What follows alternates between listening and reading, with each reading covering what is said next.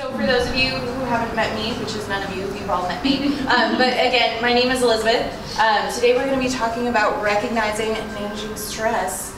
I'm just going to forewarn you all, I'm a little out of it today because I experienced my own major stressor this morning. As I think all of you know, I am a firefighter and an EMT, and I was on a very tough call this morning at about 2:30 in the morning. So yeah, so you know, that kind of leads us into our first thing, like, what does stress feel like for all of us? Have any of you experienced stress before? Never. Never, never. Well, Kathy, what did it feel like for you? Like, how do you feel when you recognize that you're getting stressed? Upset. I mean, yeah. Just like, what do you do? Yeah, yeah. So you start feeling like that panic or like that unsureness of like what's gonna happen. Erica, what's one of the things that you feel when you start getting stressed? Out of control and just like mind whirling, cannot slow it down. Yeah. Yeah. How about you, Megan? Like tight and tense. Yeah, tight and tense. And Christina? I think I feel irritated. Irritated. Yeah. So these are all really normal responses to stress. Stress can feel different for everyone. But one of the things is, like, in today's society, we're always so stressed. There's so much going on. There's so many things that we have to react to, that we have to respond to, all these different things that we're juggling in our life. And sometimes it just kind of creeps up on you. Like, you don't really realize, like, hey, I'm stressed, because you're so used to it. You get blind to it. So let's all take a moment and, you know, try and think of a couple other things that we start feeling when we feel stressed, and just like know that's your first sign that you're getting stressed. What are some of the things that we do to deal with that? Let's think about that too. So take a moment to think about it. You can talk amongst yourselves.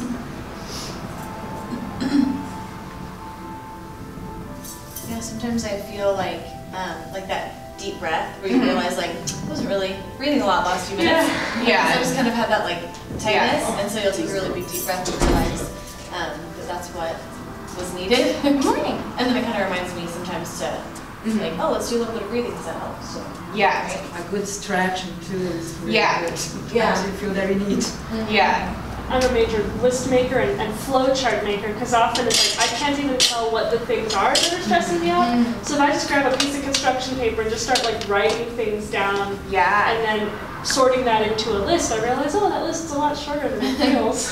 Yeah, that's a great technique. Anything you want to add, Kathy or Adrian? We're talking about stressors, what it feels like when we get stressed, and things that we do to help deal with that stress so far. Kind of learning from each other at this point. So, breathing exercises. We have on our handout, it's ways to deal with stress at home and things that we can take away from here today. Meditation is a wonderful way to deal with stress. We have a new book in the Snap Fitness Library. This is my copy of said book. I recommended it. It is The Fine Arts of Relaxation, Concentration, and Meditation. Ancient Skills for Modern Minds. So especially if you've never tried to do meditation or anything like that, it's an excellent tool. It breaks it down into 3 categories: relaxation, concentration, and meditation. So depending on what you are looking for, this book can help you with that. So that can kind of help with the breathing. Sometimes if you count how long your breaths are, or count the number of breaths you're taking, that'll kind of get your brain out of that loop of like, oh my gosh, what's going on? You're just running around in circles, you're fixating on things. And if I'm assigning emotions to any of you, please feel free to speak up and be like, I don't do that. And that's fine, because some of the things I talk about, you're not going to experience. Stretching, like Christina was saying, stretching is a really great way to take you out of your stress, because it kind of puts you in the physical mindset. Maybe getting out and walking. I know some of you walk a lot. There's actually a meditation in here for walking. You start counting your steps, and I think you count to, first you count to 1, and then you count to 2, and then you count to 3, all the way up until 10, and then you restart. I don't know, it's just kind of interesting to me. Just things like that to take your brain out of wherever you're stuck and move you forward, move you in a different direction. Writing things down, list making. time management is a huge thing. Does anybody ever feel like they spend too much time doing something or not enough time doing something? Yeah, so we can always make lists for things. One of my favorite time management techniques is to set timers. And it's not always timers for things that you have to do. You can set a timer and say, you know, I'm going to work on dishes for 15 minutes. Or I'm going to work on folding laundry for 15 minutes, something you don't want to do. And then at the end, give yourself another 15-minute timer to do something you like to do. Like, I'm going to sit and watch my favorite TV show, Grey's Anatomy, for 15 minutes. And then we're going to cry for 15, no. That's okay too. Emotions, yeah, emotions are okay. So some of the symptoms of stress, thinking back to what we heard tightness, panic, being unsure of what's going on. Does anybody ever feel it in a specific area of their body? Chest, shoulders. Yeah, so maybe if you're ever doing something and you like start feeling your shoulders getting tight or your chest getting tight, like for me it's my stomach. That's my organ of response, if you will, is my stomach. So that kind of gives you the heads up of like, something is not right. Like maybe I'm not consciously stressed out yet, but there's some level in my mind that's starting to be like, what's going on? What are we doing here? And then, does anybody feel like they're under stress a lot, like regularly? For what? Under stress a lot? Regularly under stress? More than I should. Yeah. So chronic stress is really not great for you. It lowers your immune response. It can cause long-term illnesses, that sort of thing. So it's really important for us to find these techniques to help manage our stress so that when we do start experiencing that stress, we can channel it and we can turn it into something more positive. So that's the next thing we're going to talk about. Does anybody see stress as a good thing, or do we all see it as a bad thing? Sometimes it's good. Yeah, sometimes it's good. Because a lot of the time when we're experiencing stress, we feel that anxiety, we feel all that energy.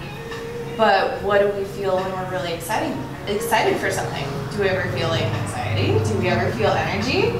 So a lot of the time your perceptions of stress, the things that you're feeling, you can try and turn into something positive. But there's still the whole, you know, some stress is good. So like a little bit of that anxiety, a little bit of that energy is good. But if you're overstressed, if you're just drowning in it, if you're to the point where you're like panicking and past the point of no return, not the best. We've all been there. But here we go. A fun factoid is people who experience high levels of stress have a 43% chance of dying, but only 43% higher chance of dying. We all die eventually. So only if you view stress as a bad thing, you only have a 43% chance of death. No. You only have a 43% chance, higher chance of dying if you view stress as a bad thing. So today one of the things we're going to work on is trying to turn stress maybe into a good thing, something we can use for good. So let's talk about rephrasing stress into something that's good. So like I'll just talk about my experience this morning. I was on a call where it was just kidding, I can't talk about that. Let's theoretically talk about something. Let's talk about something in theory. So if I were to go on a call where I saw someone who was hurt and they were in a situation that was very similar to something that I had been in the past, how do you think I could take that stress and that anxiety that it was causing me and turn it into something good? Using the kind of adrenaline reaction to react and do your job well. Yeah. Because that's one of the reasons stress was designed, is to help us react to sometimes scary situation. Yeah, that fight or flight protect response. ourselves. Yeah, exactly. So that can help you protect that person, do your job well, focus.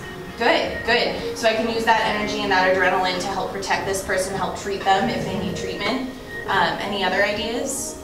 You mentioned that their situation was something that you had experienced in the past, so because of your experience, you probably know how that person feels, Mm-hmm. or can imagine how they feel, so you be able to help them Yeah. through your experience. Yeah. Can anybody, has anybody ever had like flashbacks or kind of gotten sucked into a situation before? Like you get too close to the situation, so you feel things even though it's not your experience. Like you see like a hurt animal and you're like, oh, it hurts. I don't. Maybe I'm just a bleeding heart. I really love other things, and it's like I don't want to see it What hurting. bothers me is Yeah. to hear or see anything about animals that are hurting or abused or anything like that. That like really, really bothers me. Yeah. So again, like when we have that reaction, that energy, that stress, we can channel that extra energy into helping them. So kind of step back from the situation, realize that it's not you that's hurt. You didn't cause the situation, but you can maybe help it. So what we're going to do is we're going to take our blank sheet of paper, and you can take, if you've been taking notes on it, you can just take a piece of it. And we're going to write down something that stresses us out. So like a major stressor.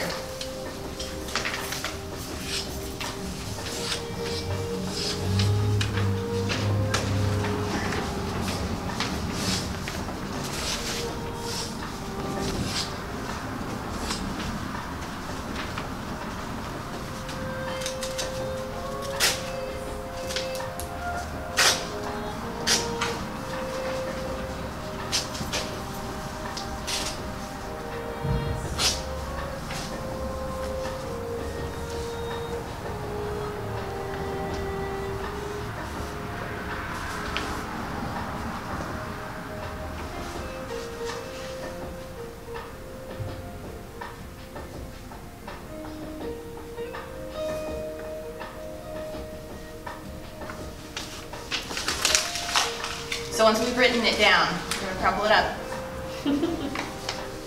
This alone should probably feel good.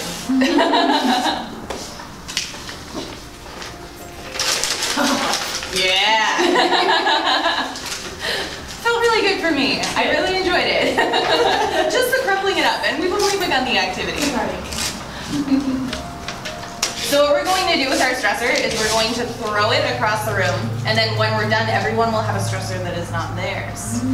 And what we're going to do with these stressors is we are going to read out loud the stressor that you catch for the group, and then we're going to talk a little bit about reframing stress into a positive thing, and then we'll talk about these stressors again and try and reframe them and see the positive in them, even though they're stressful situations for one of us, if not all of us.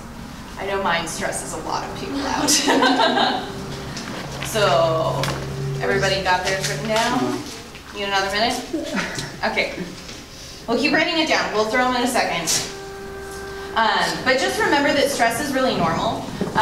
Today we're working more on dealing with stress and using it for productivity rather than totally eliminating it. So we're not going to totally eliminate it. Stress is just a part of life.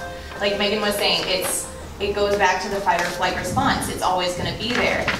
It's meant to help us move forward rather than keep us stuck and stressed out.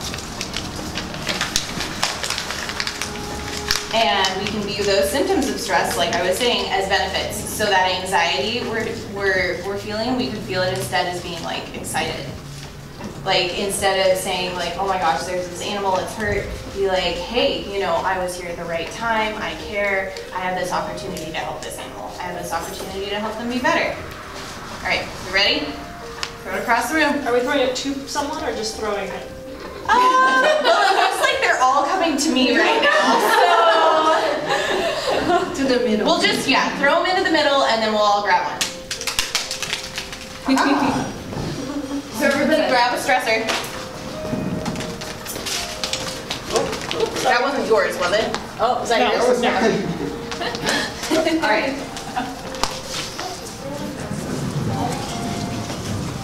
So reframing with stress and life hardships as a positive experience or experiences that lead to growth, they're not always a happy situation. Like, unfortunately, life isn't sunshine and roses, no matter how much I try and convince myself it is. But again, these are things that can lead to growth. So even though it's hard, even though it's painful, like the experience where I went through something, it was incredibly painful. It was very hard to go through, but it made me better equipped to help other people. Later in life, it made me better equipped to deal with uncomfortable situations, because a lot of the time I like to compare things to the worst thing in my life. Like, I play a game with myself, like, what's the worst thing that can happen? I was with a friend the other day, and she had a date for the first time in a long time. She was like, I don't know what to do. I've never been on a date, not in like years, and it's scary. And I said, well, what's the worst thing that's gonna happen? The worst thing that's gonna happen, you're gonna be right back where you started. Makes no difference. You have like a weird, uncomfortable night, and you're in the same position. Best case scenario, things are really fun. Like, you hit it off with the guy. So always look for, like, what's really the worst case scenario? How would I get through that? Like, worst case scenario, he's a total creep. She calls a cab and leaves. Best case scenario, it's super fun. So a couple examples, other examples for reframing stress into a positive thing. So breakups. Anybody been through a breakup before? Yeah, probably. We've all been there. It happens. But did we ever learn about ourselves during those breakups? Yeah. You get to learn about yourself, you learn about relationships, you get a chance to reconnect with friends, establish your independence, like prove to yourself, like, I don't need somebody else, I can function on my own, I'm a whole human. Roommates suck. Anybody ever had terrible roommates? Whether they're family, you're like, nope, everything's awesome. Whether they're family members or you know, your children don't want to clean up after themselves. Yay, children.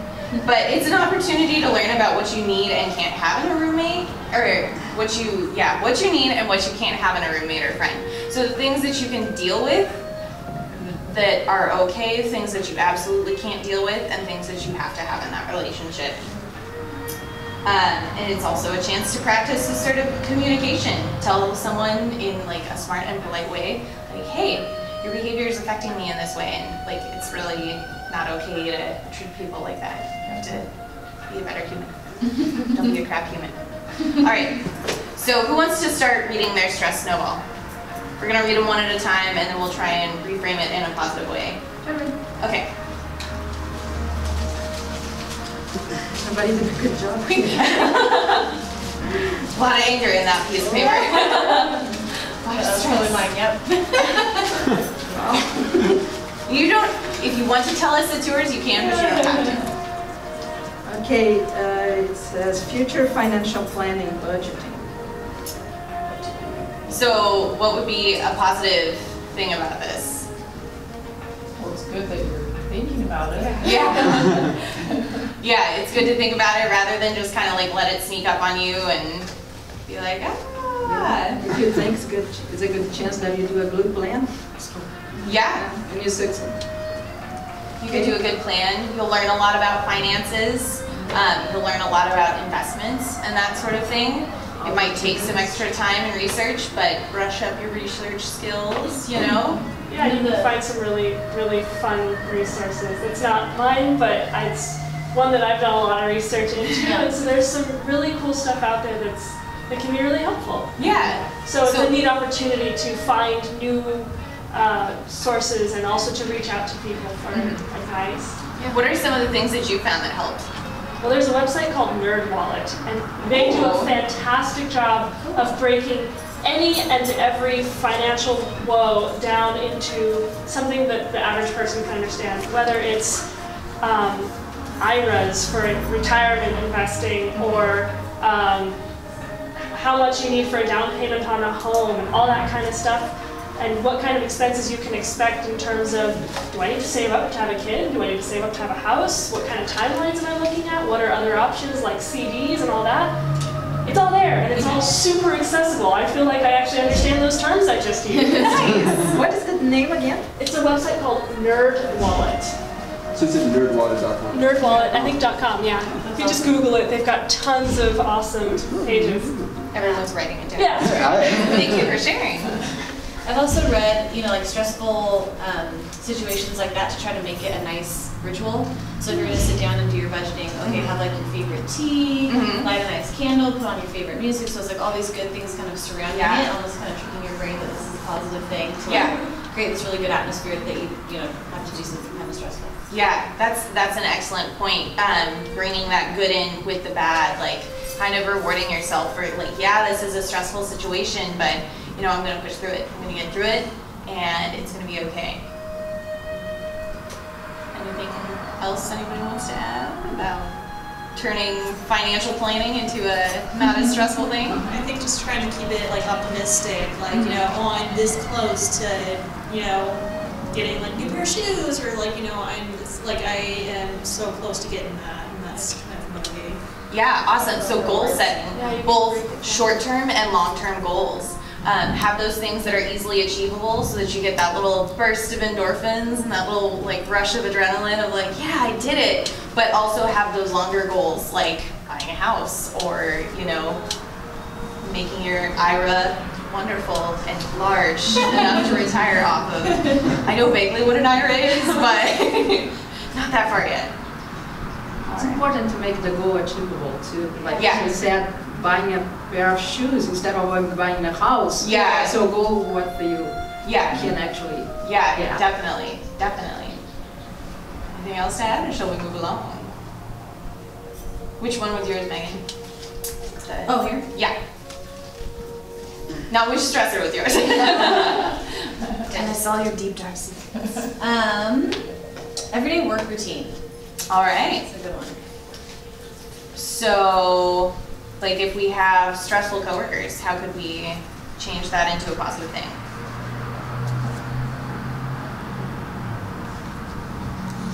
Focus on doing what you get done, what you need to get done, and don't worry about the gossip or the whatever's going on that's stressful in the office. Just get your job done. Yeah. Focus on getting your things done.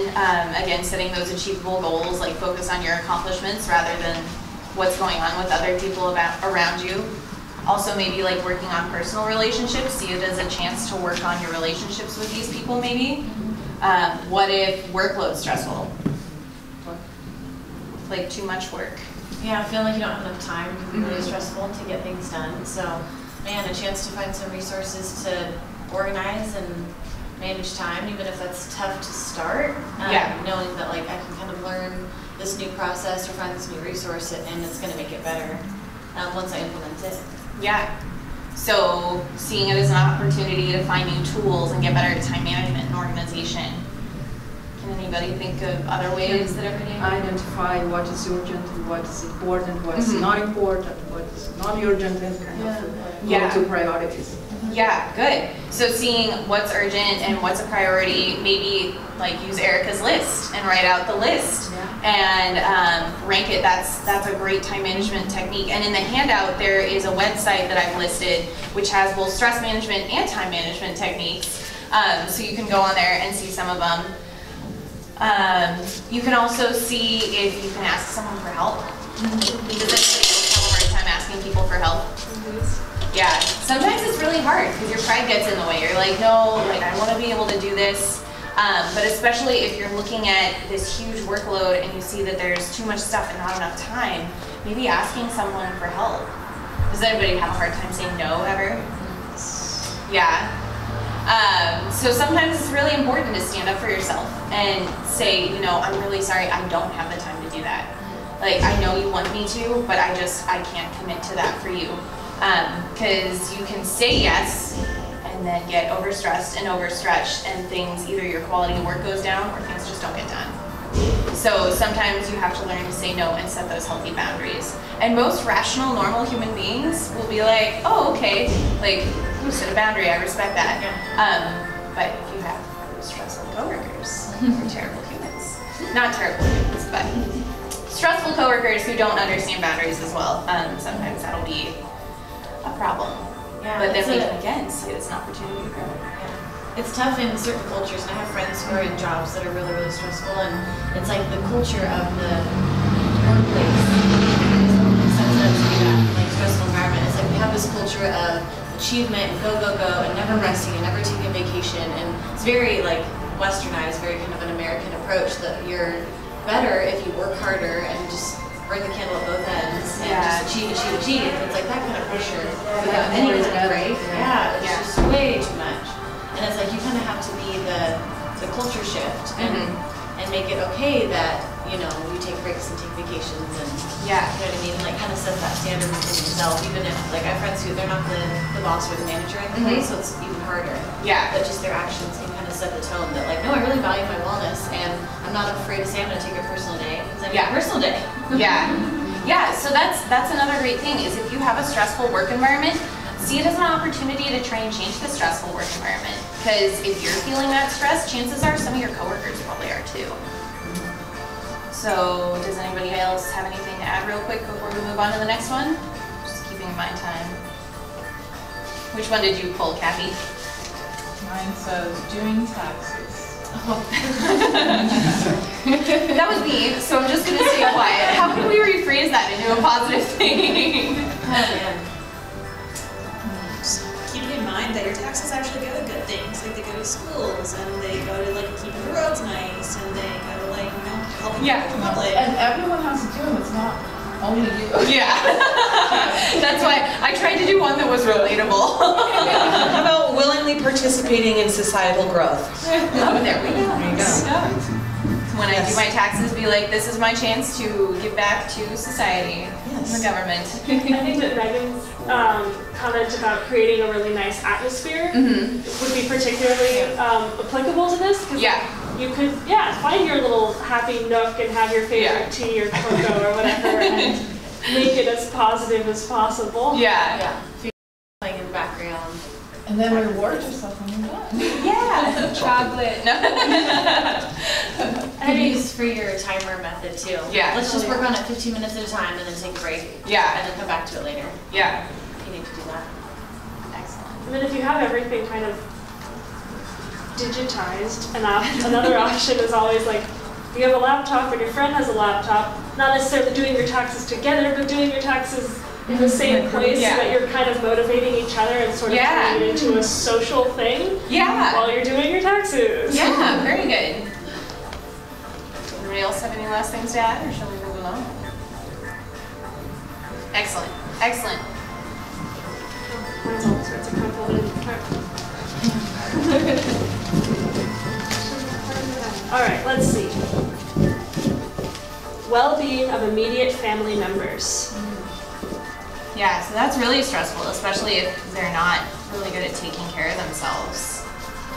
But maybe we could see it as a chance to like help educate them, direct them to the Library of Snap Fitness Wellness Workshops. We're being video recorded, by the way. In case you didn't know. Hi, Cora. Hi, Internet. But yeah, so you can view it as an opportunity to put them in touch with resources. What are some of the ways that we can help take care of ourselves to help set a good foundation for health to make it easier for us to deal with stress? Can anybody think of some? Exercise. Exercise gives you endorphins. Endorphins make people happy. Happy people don't kill their husbands. Anybody seen Legally Blonde? Yes. I think for me, eliminating the stress is preparing my food like well in advance, like meal prep. It takes the guesswork and the elimination out of being stressed at dinner time or for lunch or what I'm going to eat. And instead of having to go to that quick fix option or like, oh, I'll just pick something up on the way. I already have it prepped. It's already in its little Tupperware container and I don't have to stress about, oh, I have to pick a healthy option. I've already made it for myself. It's already there and ready. And then it eliminates all the guesswork. Yeah, that's great. And that also makes it a lot easier to make those healthy choices. Because if you've already previously consciously made the decision, like, I'm going to eat this healthy meal, it's a lot easier than like, oh man, what am I going to make for dinner tonight? I'm running out of time. Already hungry. Well, what? I'm already hungry. I'm already hungry. Cougar Country's right across the street. Yeah, that's good. That's good. Because the chemicals in the food and, you know, it's just, you need to pay attention to your nutrition. It's really good for you. We have some awesome personal trainers here who can help you with nutrition plans. But it's really important to pay attention to your nutrition and to keep your body healthy and happy. How about sleep? Does anybody have any ideas on how sleep affects stress? Too much? Severely. A vicious cycle. Yeah, it's a vicious cycle. So one of the tips that I got from a health professional is to make sure that you go to sleep the same day that you wake up. So basically go to bed before midnight. Make sure that you have a regular sleep cycle, like try and go to bed and get up at the same time every night. Obviously, some days that's going to be harder than others. Like for me, sometimes I get pulled out of bed at 2 a.m. because, hey, somebody got hurt. But, you know, it's not always going to be perfect, and you have to be forgiving of yourself. That's another thing, is if you make a mistake, it's okay. We're humans. Humans make mistakes. That's part of life. You want to see it as an opportunity to learn, an opportunity to move forward. Think, okay, yeah, I did a bad thing. That doesn't make me a bad person. But what can I learn from this? What can I do so that in the future, if I'm in this situation again, how can I do better next time? How about hydration? Do we drink enough water? So hydration, keeping the body well hydrated, helps with stress levels. It helps with alertness. Surprisingly, keeping hydrated can help you more than caffeine sometimes. You know, sometimes, not all the time. But yeah, Shalene hides her coffee. I clutch my coffee like, no, please. I don't know what you're talking about. It is true though, very true. But some of those basic things to just kind of try and take care of yourself really will help with overall stress management in the future. You have cortisol, which is a stress hormone, which builds up in your body. Doing things like staying hydrated, sleeping regularly, making sure that you take supplements if you're not getting what you need from your food, paying attention to that nutrition. That'll help with your levels from the stress hormones and other nasty chemicals rushing around in the body, which make it easier to deal with stressors when they do happen and to rephrase them into a positive thing. Anything else now that we've gone off on an enormous tangent about the health of family members? Thank you, though. Whoever wrote that was another thing that I wanted to talk about. Well, I think about parents, and I don't know the stress of a parent because I'm not a parent, but I can see it, and just worrying about your kid, wanting to give all of your time and all of your energy to that kid, but knowing that you can't do any good for anyone else if you don't take care of yourself first. So I think like it's important to set time for yourself, and if it's tough, a lot of people have a hard time like, well, what am I gonna do, just like set a 15-minute timer and be quiet? Like you're gonna get distracted if you're at home. So maybe setting an appointment with like an acupuncturist or a massage therapist or whatever it is, or like getting your nails done or whatever it is. So it's like I actually have an appointment, like I have a time I have to be somewhere, so I cannot miss this me time. Yeah. Like I literally have it scheduled in my planner, I can't cancel it, and making it so that like, hey family, hey culture, this is me time and I need to take it so I can keep giving to you. Yeah. Did you have something to add? I had a sort of a question. So that's sort of the perspective of being a parent stressed out about having to take care of kids. What about the perspective of being a kid and having to take care of elderly parents or grandparents or something to that effect? Because then in those cases, maybe you can't really encourage them to go to the gym more or to do something like that more because maybe it's not feasible in their lifestyle. Yeah. Or maybe their stressors aren't necessarily like physical well-being, but more like financial well-being, since we heard that one before. Yeah. Well, in that point, another good thing that I've heard is you can't help anyone more than they're willing to help themselves.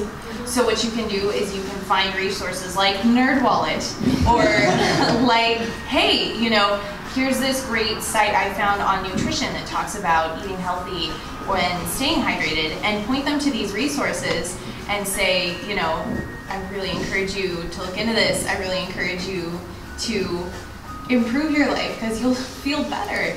And you can always fall back on health professionals, like if they go to a doctor or if they have a banker, which isn't a health professional, a financial health professional. Be like, you know, what does your doctor say? What does your banker say? Like, what are these other people who have this enormous education and background in this specific field, what are they saying to you? Does it sound a lot like what I'm saying to you? Maybe you should listen. All right. I think that I was just going to add to that. So I have my husband's grandpa is in his 70s, kind of stuck in his ways, but he doesn't understand the value of nutrition and how much it plays into his life. And so his daughter cooks for him, makes food for him, takes care of him, and his health is drastically improved.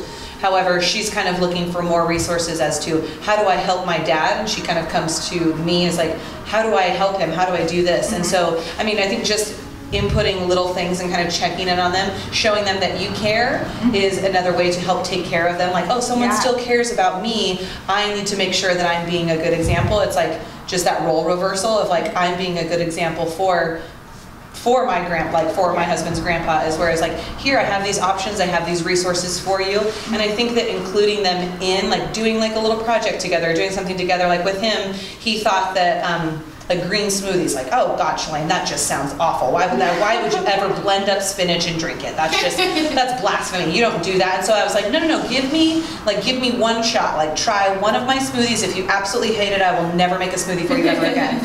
And I made him like just this beautiful, gorgeous, like green smoothie with protein powder. It had, it had its bananas in it, had almond butter, and it was just like this mocha deliciousness. It almost tasted like it should have been like a sin, but it was delicious. And he drank the whole thing, and for the rest of the day it was like, oh my gosh, Amy, I just feel like I have so much more energy. Yeah. I'm able to walk around more. And so it was just one of those, just one little thing was like, I feel better, I do better. Let's do that every day. So now him and his daughter make smoothies together every day, and it's something how they improve their health together. Yeah. And it's something to do together where it's like, even if it's just one little small thing, and then you call and check on them, or like, hey, here's another recipe, try this one. This one tastes like a creamsicle, but it's actually really healthy, Yeah. It's just those little ways to touch with people that, show that you still care, so that they're still there for you. Yeah. In a way, I don't know, it's kind of, you're the neck, you make the head turn. Yeah. Yeah, that's great. That accountability, that community building, like Erica was talking earlier, do your taxes with a friend, make it a social thing. So, if you can get a group together and instead of making it a stressful thing, make it more of a fun thing. Like, start a recipe group on Facebook. Hey. Instead of making it a stressful thing, see it as a chance to bond with other people who are probably going through the same thing. Because everything I've heard so far feels really relatable to me. I don't know about you all, but feels pretty common. So you got to remember, like, we're all in this together. We're all humans together. We experience a lot of the same things. Did anybody else have anything to add about taking care of family members? Yeah, I think along similar lines of like using any social time with them, because that's healthy for them. Say it's your parent who's sick.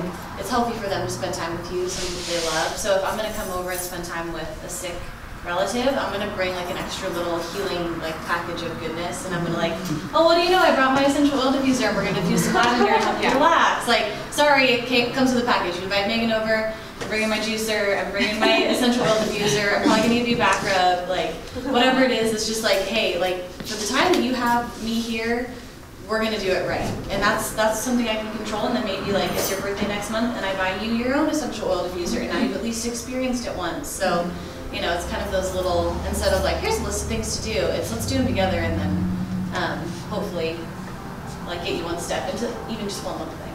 Yeah. And sometimes caring for other people can help us feel better about ourselves and about our stress. Like knowing that you helped someone and help move them in the right direction. So, which did you pick up, Adrian? I got one says not being well at something I should be good at. So not again. What is it? Not doing well on something I should be good at. Yeah. So has anybody else ever experienced that? That's why I don't golf. So sometimes I will see a patient and not immediately know what's wrong, and I'll panic and I'll beat myself up about it and be like, I'm an EMT, like I've been doing this for years. You think I should know what's going on? So maybe focusing on like the things that you do know and the things that you can control, rather than like, oh my gosh, here's this big overwhelming thing that I am not good at, even though I should. But focus on the little parts of it that you can do well, like, and see it as an opportunity to grow and to learn and to get better at it, rather than focusing on like, oh, I can't do it. Say, okay, here are the parts of it I can do.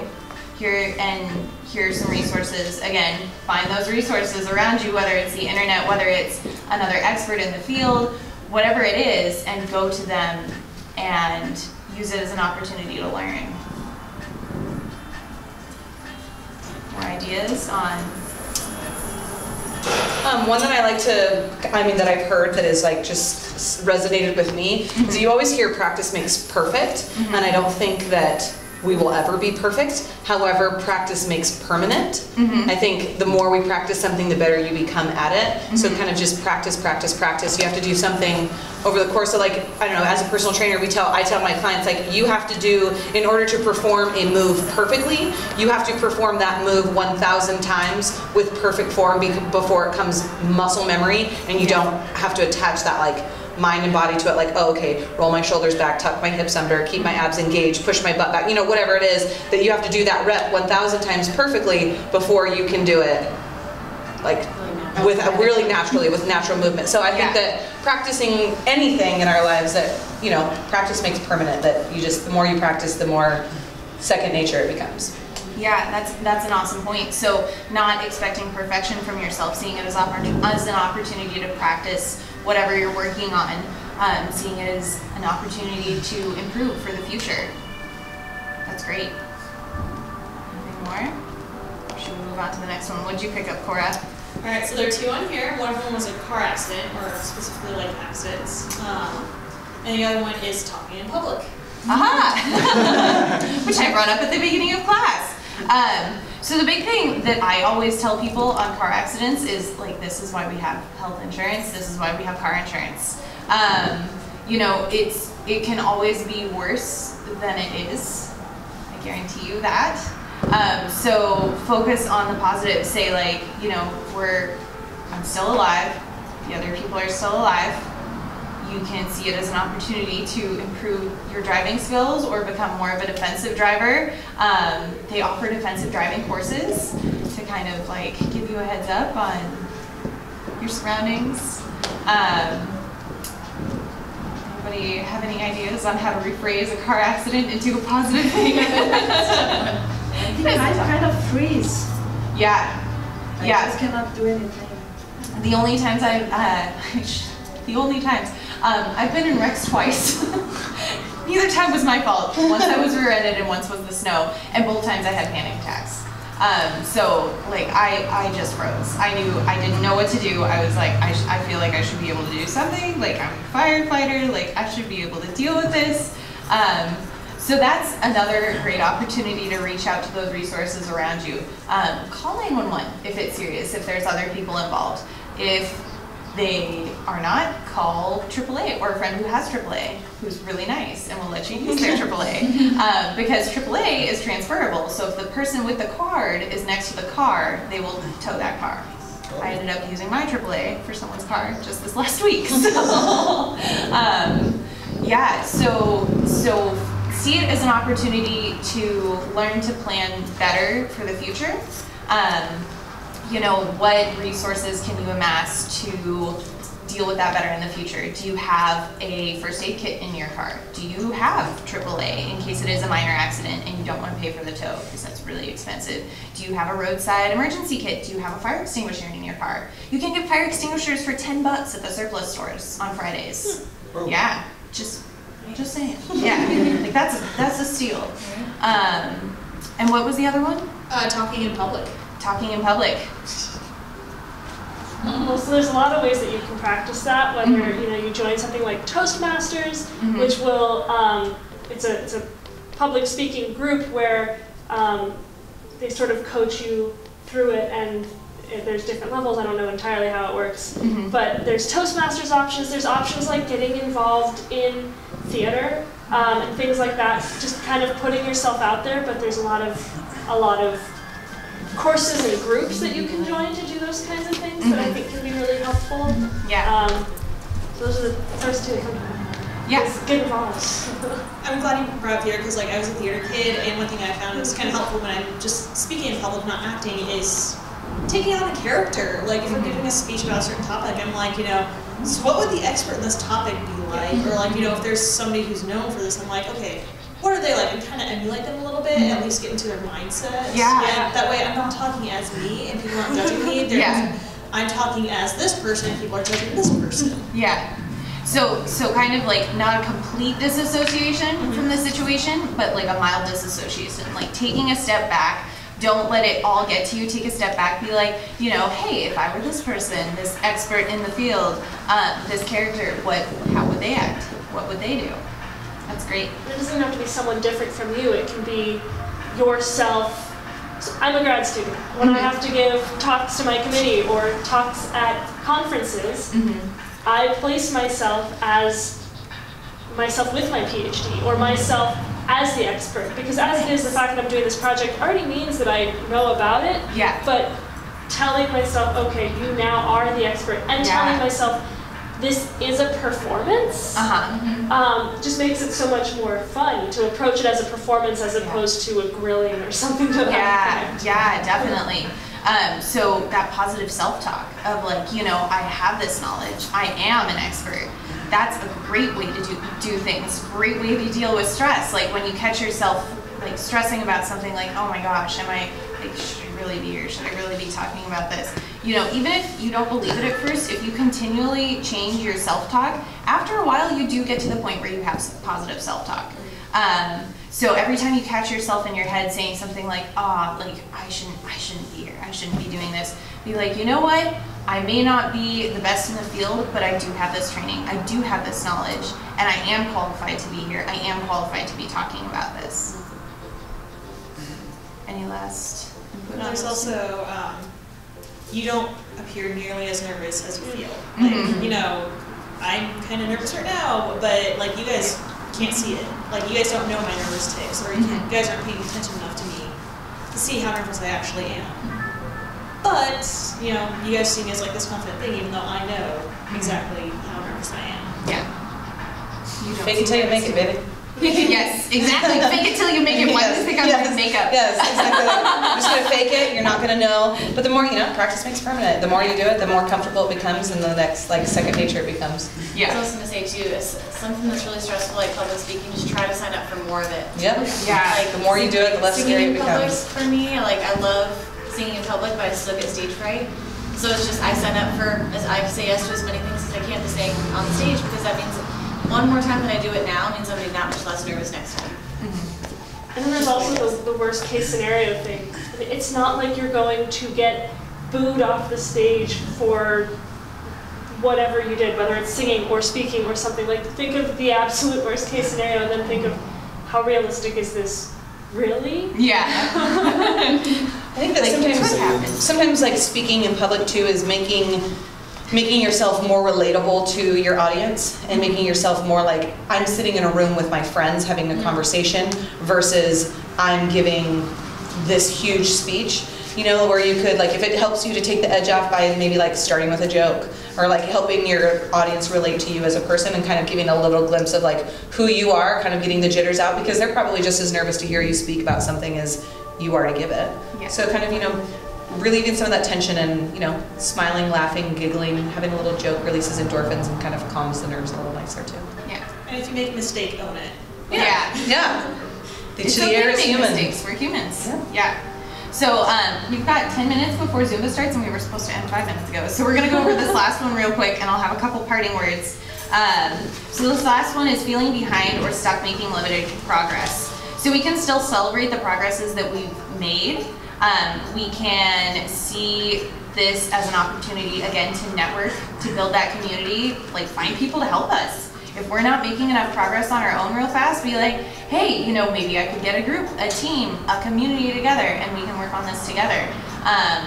Instead of feeling like you're asking for help, maybe feel like you're building a community, feel like you're turning it into more of a community thing. Kind of rephrase it in a positive light. Any more ideas on feeling behind or stuck making limited progress? Goal setting those achievable goals as well as your ultimate goal. That way you still have those little goals that you're meeting. Yeah, and celebrating those little wins. Yes, exactly. All right. So again, remember, you know, you can't control everything that's going on in your life. You can't control those stressors, but we can control how we see it. We can control our positive self-talk in these situations. If you catch yourself freaking out about it, beating yourself up, anything like that, know that it's okay. That's normal. That's a normal reaction. But try and change it. Try and make it better. Try and see it as an opportunity to better yourself. Listen to those things in your head and say, you know what, that's not true. I'm an awesome person. I'm still a good human. Like, I'm gonna get through this. It's an opportunity to grow. Use those opportunities. Find those stress relievers that are not reactionary coping mechanisms, like, you know, doing things like eating a pizza. I've never done that. Never. Not a whole one in one sitting. Not 2 in one sitting. No, I'm kidding. I have had 1 in one sitting, because any pizza is a personal pizza if you just believe. It's that positive self-talk. I can get through this. But you know, there are those not as healthy coping mechanisms, like binge watching TV for hours and hours, just sitting there still for a long time, drinking too much, eating too much, not eating enough. These are all things that aren't really good for you. Find ways instead to turn it into a positive thing. Like when you have all that extra energy, go for a run, go for a walk, you know, start a new project, find like a fun craft thing, set a timer, distract yourself for like a short amount of time until you're kind of back in a more productive mindset, and then come back to that thing that's stressing you out. Yeah. Be kind to yourself. If you coped by eating a whole pizza and watching Netflix for 4 hours, you're not a terrible person. You're a normal person. But what can you take away from that experience? How will you grow? Like, yeah, you made a mistake, but that's okay. How are we going to learn from it? How are we going to move forward? I was going to lead a meditation, but we have 6 minutes. We'll do a quick meditation if you would like. Otherwise you are free to leave because it is 10:26. So we'll go ahead and find a comfortable position, whether we're sitting on our chair or on the floor. You can lean against a wall if you'd like support. You can gently close your eyes if you like. You can sit upright but not uptight. And we're going to just take a few moments focusing on our breathing. Breathing in through the nose, letting the diaphragm pull the fresh air into the body. Exhaling all the air in our lungs. Just feeling the breath moving in and out of the body. Taking a moment to notice the sensations that this creates. Knowing that we are safe here in this present moment. Knowing that everything's going to be okay. Noticing any feelings in our body, whether they're physical reactions or emotional reactions. Acknowledging them, listening to them. If we're feeling tense right now, ask ourselves, what is this tension trying to tell us? Did some of these points today hit home for us really hard? Know that that's okay. It's okay to be feeling the stress and tension. Listening to it, thanking it for the message it's sending us. Letting our breath carry the tension away. Focusing on a plan for the rest of the day, what's something positive and good we're going to do for ourselves. Something that'll make us happy, something we do just for us. Remembering that not only is it okay, it's a good thing to take that time for ourselves.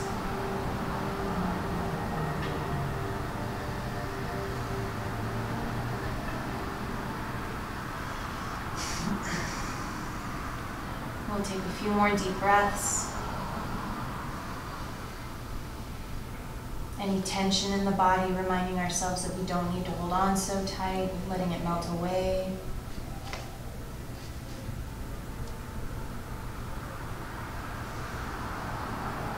Bringing our awareness back into our bodies. We'll wiggle our fingers, wiggle our toes. As we're ready, gently blinking our eyes open. Thank you all so much for coming today, for joining me for the wellness workshop. Again, there's that handout in the cubbies that you can take with you. It has some take mechanisms for coping with stress.